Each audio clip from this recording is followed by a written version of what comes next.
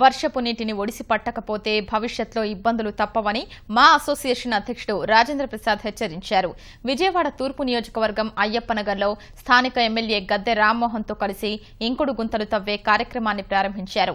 వర్షపు నీటిని భూగర్భంలో దాచిపెట్టేందుకు ఇంకుడు గుంతలు మంచి మార్గమని అభిప్రాయపడ్డారు. ఈటీవీ ఆంధ్రప్రదేశ్ ఈనాడు స్ఫూర్తితో ఈ కార్యక్రమం ఉద్యమంలా సాగుతోందన్నారు. ప్రతి ఒక్కరూ ఇళ్లల్లో ఇంకుడు గుంతలు తవ్వుకోవాలని పిలుపునిచ్చారు.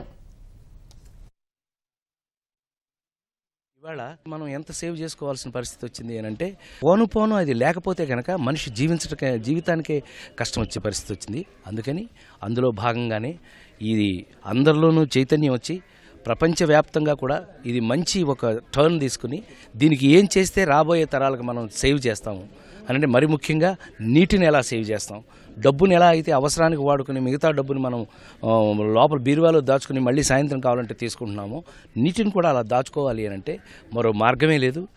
దేవుడు పైకి మనకి వర్ష రూపంలో ఇస్తే ఆ వర్ష రూప నీటిని మళ్ళీ మనం ఇంకుడు గుంతలు అని ఈ సుజలాం సుఫలాం ఇక్కడ అంతా చేస్తే అందరికీ నీళ్లుంటే అందరూ బాగుండాలి. ఈనాడు వారు చేసే ఈ ప్రచారం వలన ప్రతి ఒక్కళ్ళు కూడా అవేర్నెస్ క్రియేట్ అవడం జరిగింది. ఇవాళ అనేక మంది వచ్చి ఇప్పుడు మా ఇంట్లో ఇంకుడు గుంతుంటే అనేక మంది రోజు వచ్చి దాన్ని ఒక ఎగ్జిబిషన్ లాగా చూస్తూ ఉన్నారు ఏ విధంగా తీయాలని.